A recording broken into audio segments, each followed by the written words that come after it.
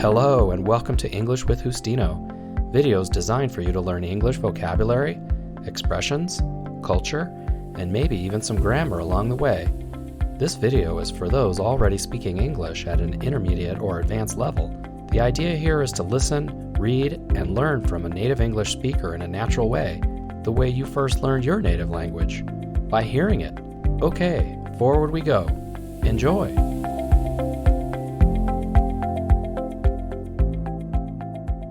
Alice's Wonderland Adventures, Chapter 7, A Mad Tea Party.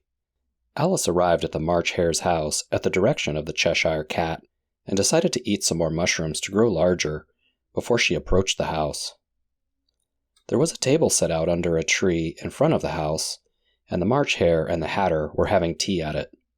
A dormouse was sitting between them, fast asleep, and the other two were using it as a cushion, resting their elbows on it, and talking over its head. Very uncomfortable for the dormouse, thought Alice. Only, since it's asleep, I suppose it doesn't mind. The table was a large one, but the three were all crowded around at one corner of it. "There's no room! There's no room!" they cried out when they saw Alice coming. "There's plenty of room," said Alice, annoyed, and she sat down in a large armchair at one end of the table. "Have some wine," the March Hare said in an encouraging tone. Alice looked all around the table, but there was nothing on it but tea. "I don't see any wine," she remarked. "There isn't any," said the March Hare. "Then why would you offer it?" said Alice, annoyed again. "It wasn't very polite of you to sit down without being invited," said the March Hare. "I didn't know it was your table," said Alice. "It is set for more than just three." "Your hair needs to be cut," said the Hatter. He had been looking at Alice for some time with great curiosity, and this was the first thing he said. Alice blushed, bright red. "You should learn not to make such personal comments before you know someone," Alice said sharply. "It's rude." The Hatter opened his eyes very wide on hearing this, but all he said was, "How can a girl go 25 days without sleep?" "Oh, now we're going to have some fun," thought Alice. "I'm glad you're asking riddles. I think I can guess that," she said out loud. "Do you mean that you think you can find out the answer to it?" said the March Hare. "Exactly," said Alice. "Then you should say what you mean," the March Hare went on. "I do," Alice hastily replied. "At least I mean what I say. That's the same thing, you know." "Not the same thing at all," said the Hatter, and here the conversation dropped, and the party sat silent for a minute, while Alice thought about how a girl could go 25 days without sleep. The Hatter was the first to break the silence. "What day of the month is it?" he said, turning to Alice.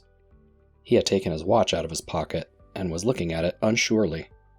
He shook it every now and then, holding it to his ear. Alice considered the day for a moment and then said, "The 4th."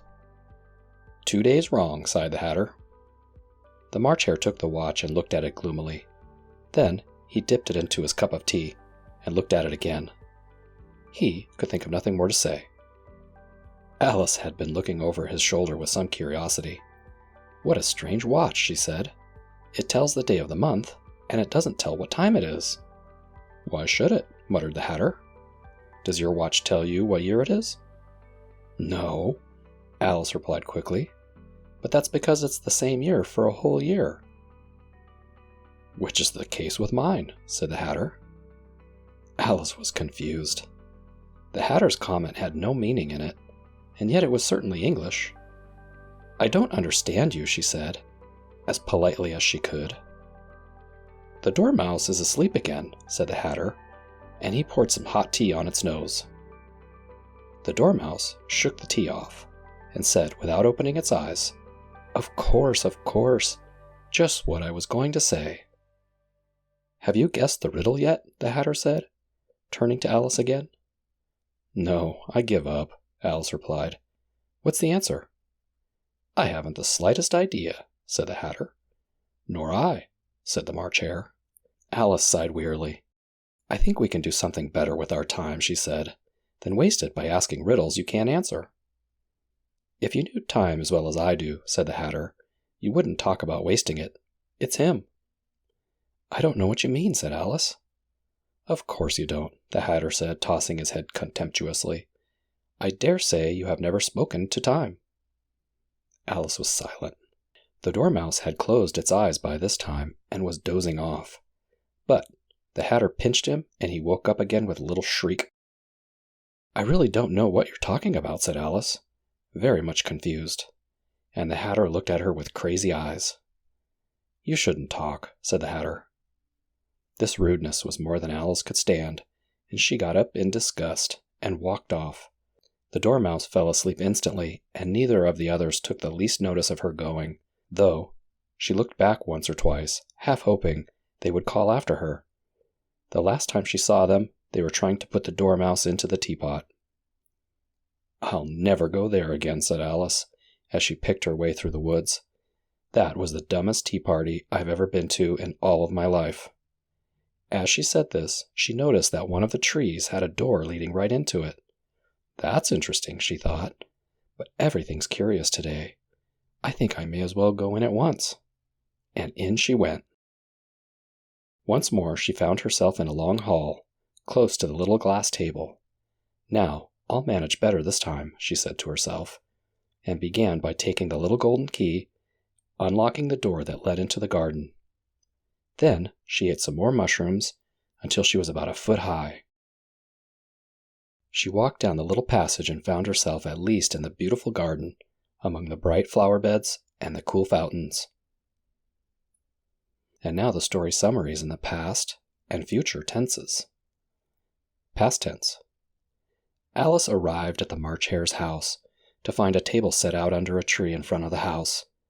The March Hare and the Hatter were both sitting at one corner having tea, with the Dormouse sitting between them, fast asleep. Alice tried to sit down at the table and they protested. But Alice sat down anyway. The tea party had a ridiculous conversation that included offers of wine that did not exist and riddles with no answers. The Hatter finally was so rude to Alice that she decided to leave, and when she looked back, they seemed not to notice she was gone. They were busy trying to put the Dormouse into the teapot. Alice then saw a door that led back into the great hall where this whole story started. But this time, she was able to shrink back down again and use the key to get in the beautiful garden. Future tense. Alice will arrive at the March Hare's house to find a table set out under a tree in front of the house. The March Hare and the Hatter will both be sitting at one corner having tea, with the Dormouse sitting between them, fast asleep. Alice will try to sit down at the table and they will protest, but Alice will sit down anyway. The party will have a ridiculous conversation that will include offers of wine that will not exist and riddles with no answers. The Hatter will be so rude to Alice that she will decide to leave, and when she looks back, they will seem not to notice she will be gone. They will be busy trying to put the Dormouse in a teapot. Alice will then see a door that will lead back into the great hall where this whole story started. But this time, she will be able to shrink back down and use the key to get in the beautiful garden.